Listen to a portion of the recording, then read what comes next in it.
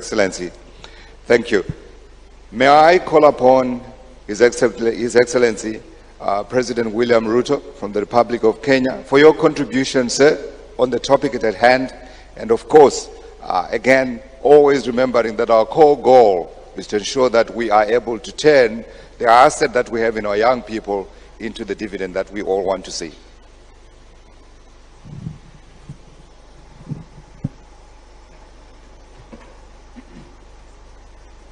Let me take this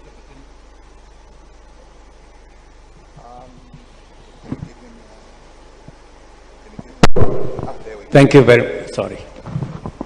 Thank you very much. Let me take this opportunity to thank my sister, the President of Tanzania, Dr. Samia Suluhu, for hosting this very important meeting and for inviting me to participate. This is a very important subject that we are discussing here, linking the nexus between economic growth and the young people of our continent. That is the nexus that is going to define our continent going into the future. For a very long time, our continent has been defined by others in the context of being a continent of problems, disease, poverty, conflict, ignorance. We are defining our continent ourselves afresh, that this is a continent of great potential. This is a continent of immense possibilities. Why do I say so? 60% of all renewable energy globally is in the African continent.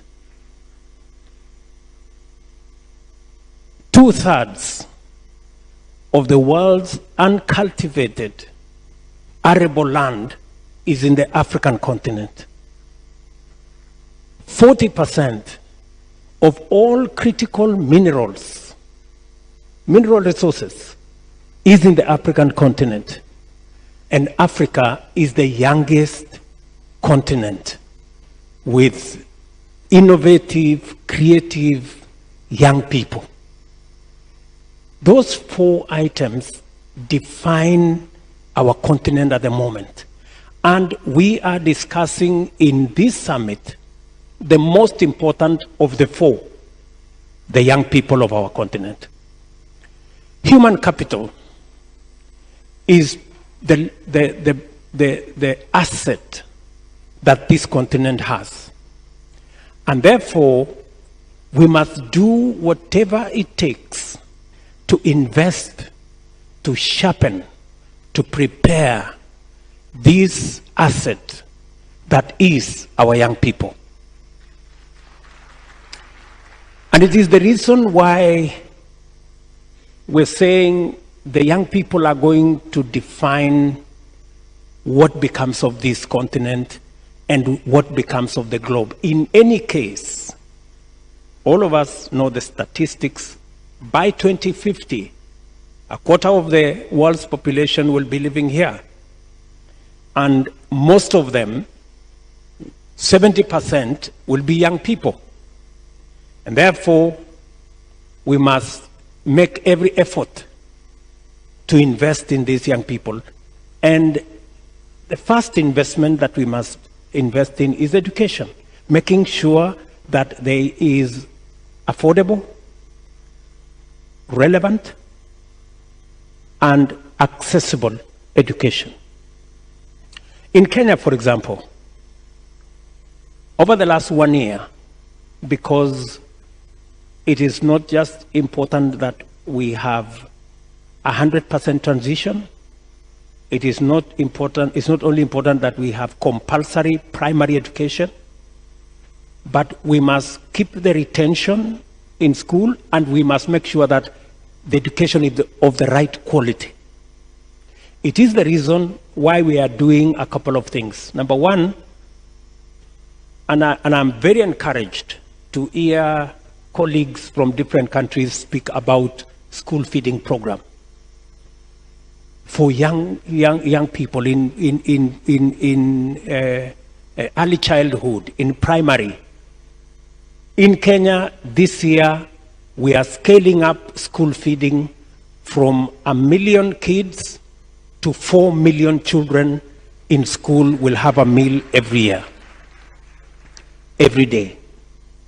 Number two, to improve learning, the quality of learning. We've hired 55,000 teachers in the last 8 months.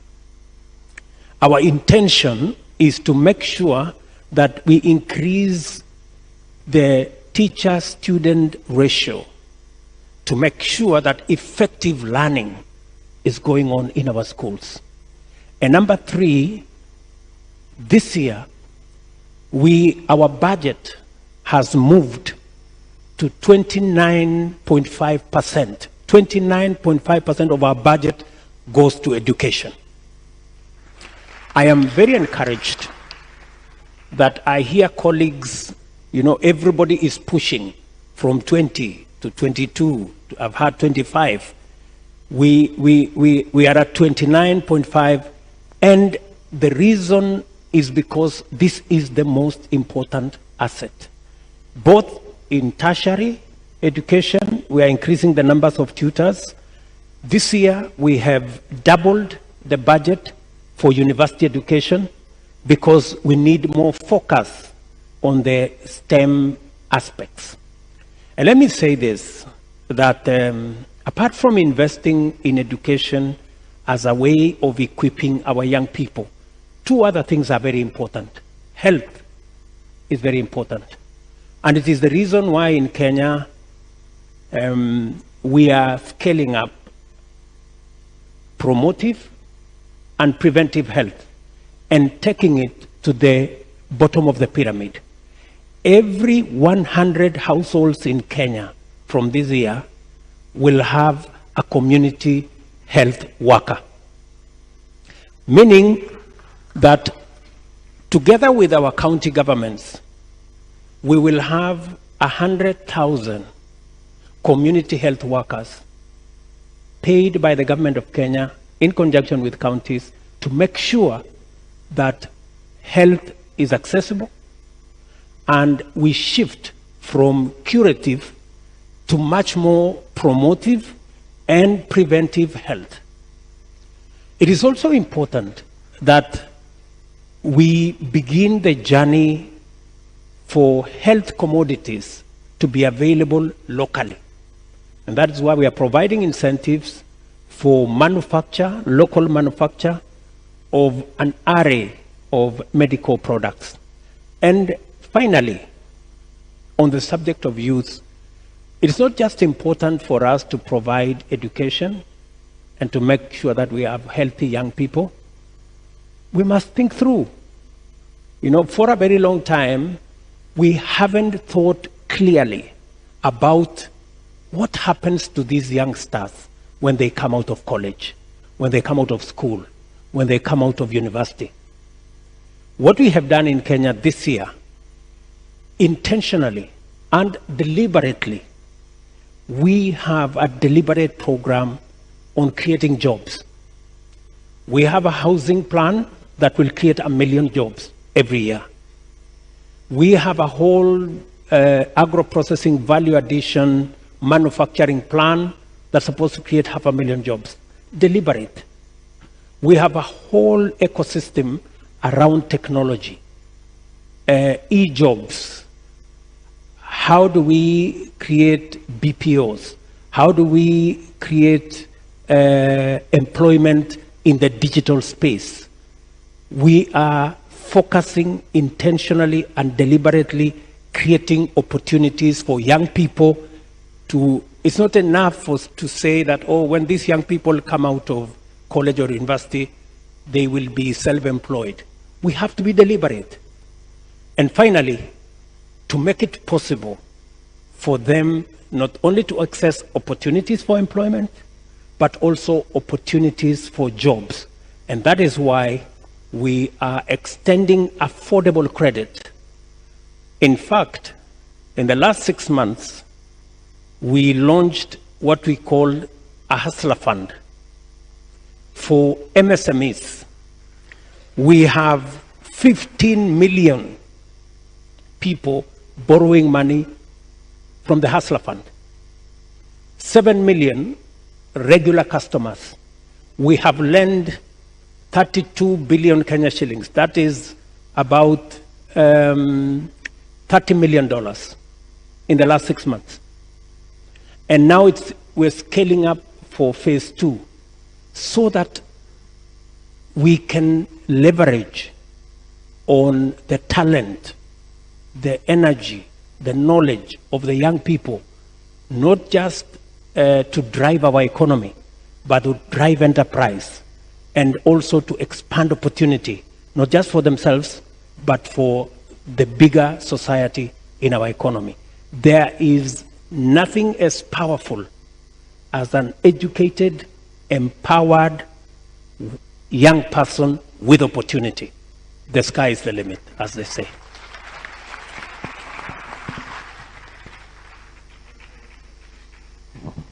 Thank you, Your Excellency. I am taking away the multiplicity of the words deliberate that you are undertaking, interventions that are deliberately targeted in order to achieve certain results. Thank you. Nothing happens without deliberateness. So the next question then is tied to the Hustler Fund to an extent. And I think it goes to what one of the Deputy Prime Ministers spoke about earlier. Our people are hustlers. And we have seen it when they go away from our shores, those that have made it in the US, in Europe, etc., running those enterprises. But the question he posed was, how do we keep them at home? Your Excellency, I'm posing the same question to you.